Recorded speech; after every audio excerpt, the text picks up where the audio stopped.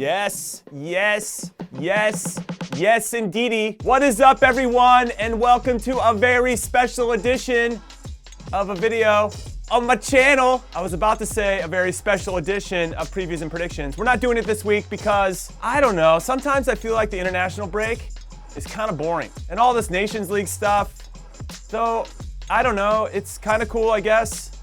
It's kind of not cool at the same time. You're lame.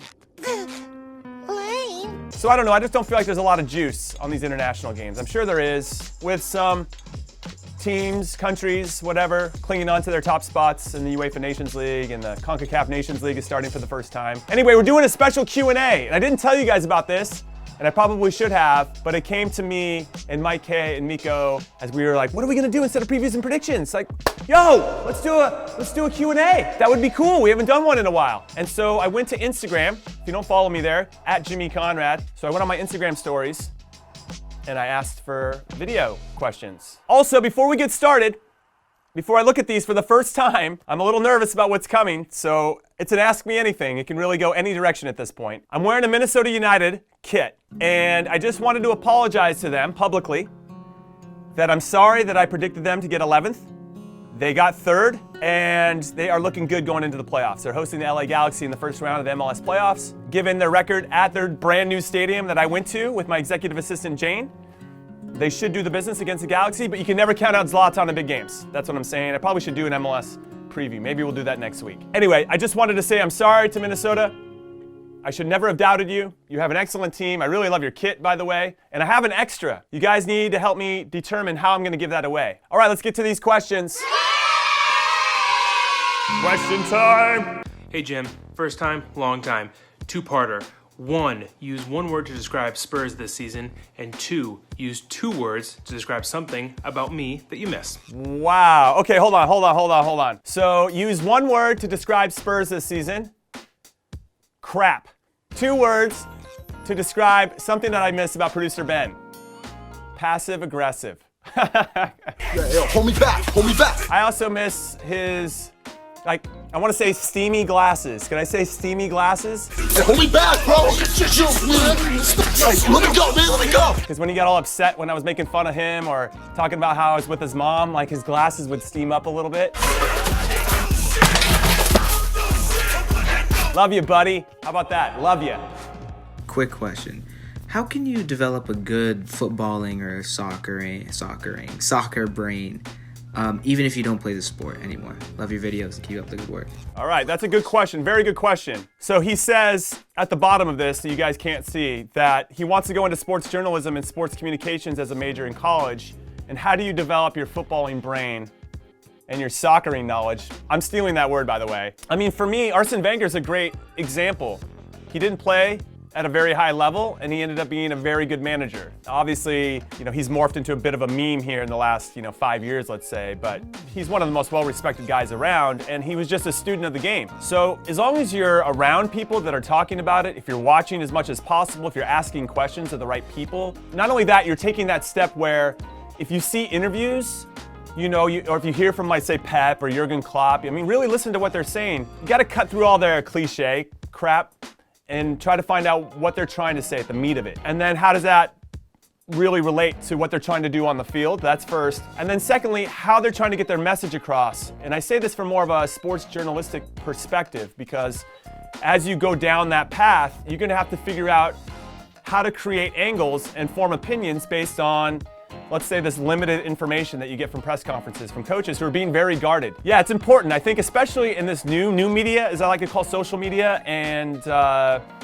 YouTube and all that stuff, you have to get comfortable and learn how to form opinions. And if you see something that speaks to you during the game, whether you played the game or not, and you have a nice take on it, then go out there and put it out there.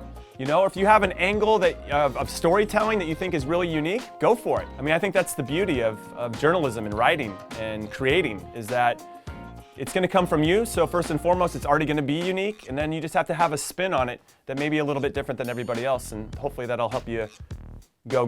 And again, you just have to consume the game as much as possible, even playing FIFA, because FIFA is a really nice gateway into learning formations and why certain formations work and why they don't, getting familiar with a lot of players from around the world that maybe you wouldn't be exposed to otherwise. So that's a nice place to get some information too, and just to learn about the game in a different kind of way. Good luck, Santi. I wish you the best, dude. Yo, Jimmy, what's up? It's me, Sean Taylor, aka Sean Millwall. What's thoughts of Millwall going up to the Premier League and winning the Champions League, and also can you be on my podcast, Sean Millwall podcast? All right. Okay, first and foremost, I'll say this. What's up, Sean? Hope you're having a 10-10 day. Sean has been a loyal follower of what I've been doing and anybody associated with Kick TV and Kick TV itself for, I don't know, since the very beginning. He is an OG member. So Sean, it's great to see your face. That's first. Second, I'm happy to do your podcast or anybody else's podcast out there. I want to help support anybody that has a dream, that wants to do something. If I can help you in any way, I will 100% do that and make it happen. Will Millwall win the Champions League? What are you drinking? Can I have some? And will Millwall make it up to the Premiership? Not this season. I just don't see it happening. But maybe in the future.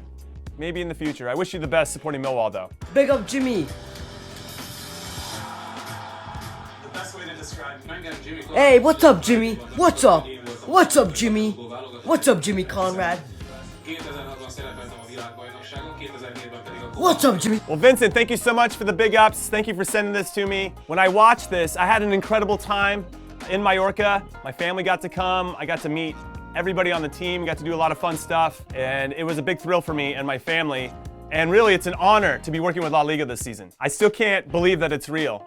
Mainly because I guess I'm isolated a little bit here in my studio in the San Francisco area, and that I'm covering a league in Spain, but I'm part of the family. Vamos La Liga! Lennon sends it in, the header, and it's into the back of the net! The United States strikes, and it's Jimmy Conrad!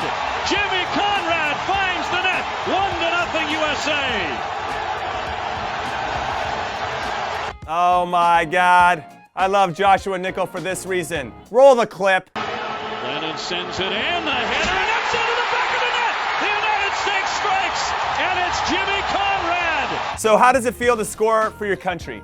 I would say that it probably varies in some ways because let's say you score in a friendly against a country that we don't really have much of a rivalry with. Yeah, it would be cool, obviously, anytime you score for your country, it's gonna be an amazing feeling. But to do it against your rival in front of 80,000 people with probably millions of people watching on television, yeah, that's pretty rad. And I feel like that might be a little bit different than, let's say, no disrespect to El Salvador, but like against them in a friendly.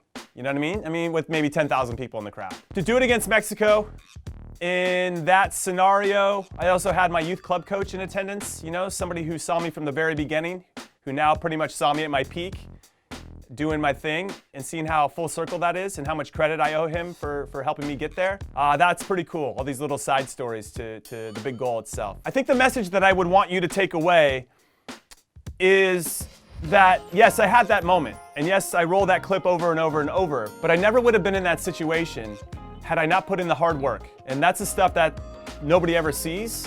It's all behind the scenes, and everybody just remembers the goal and how cool that must be. And yes, it's cool, but I'll tell you, when you score a goal like that, it really validates all the hard work that you put in when nobody was watching. Remember that part of it, that it took many, many years and a lot of sweat and tears to even put myself in that situation to score a goal like that. Oh, I got all sentimental all of a sudden. Cue the crying music. LAFC plays a Galaxy. What are some things that they need to look out for in order for them not to lose? And what could they do in order for them to gain a competitive edge? In other words, what would Conradinho do? LAFC versus LA Galaxy. Now first, the LA Galaxy have to get past Minnesota United, okay? And that's not gonna be an easy task away from home against a team that has only lost once in Minnesota at their dope-ass new stadium, okay? However, let's just say hypothetically it does happen. LAFC have never beaten the LA Galaxy in their history. The LA Galaxy have their number. I don't know if it's tactics at all. I think it's all mental. And they just need to finish their opportunities when they get the chance, and then just need to lock it down defensively. I'm not completely sold on LAFC in the back. I feel like they've been exposed a few times, and I think if they do end up getting knocked out of the playoffs again, it's going to be due to some mistakes or a lack of awareness or urgency in their back 4 or 5, and maybe their goalkeeper not making a good save. Now, I'm a fan of all their players in the back, but sometimes they just shut off at the wrong times and not make the plays that they need to make, especially in big games and big moments, and I feel like the Galaxy just has done a lot better in those. I don't know if there's one right answer. As you can tell, I'm kind of dodging and weaving. But I don't think there's anything specific. I just think it's all mental, and they just need to get over that. And if they can do it in the playoffs, then they'll exercise that demon and probably go on to win a whole thing, potentially.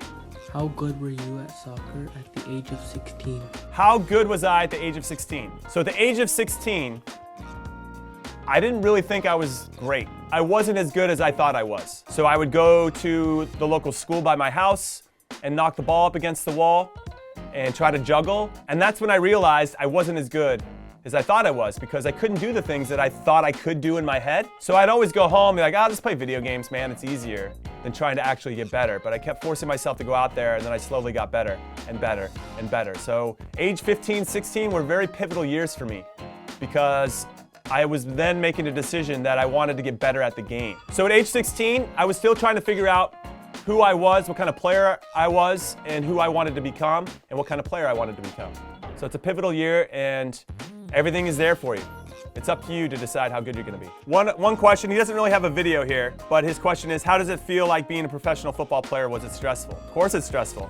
Like I just mentioned, you always have to be on, I think. And what I really enjoyed, I suppose, when my career ended, was that I didn't have to perform every single day. When you're a professional athlete, every single day you have the pressure to perform. I mean, you get used to it, right? So you cut your teeth in that, and you just crazy competitive mindset every single day.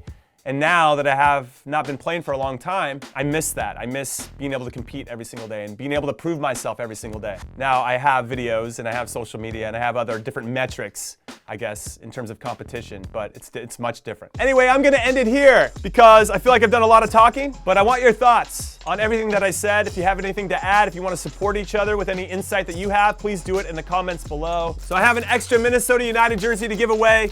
We just have to figure out how we're gonna do it. And I thought maybe I'd trick you guys, or like whoever gave me the best idea, I'd just give it to you. And maybe I'll still do that. Anyway, it's a dope kit. I wish them the very best against the Galaxy next weekend in the MLS playoffs. And maybe I'll do a playoff preview if you're lucky, outside of the one that I did with all the MLS rats. Love those guys. Okay, I'm done. That's it. Peace out. Later.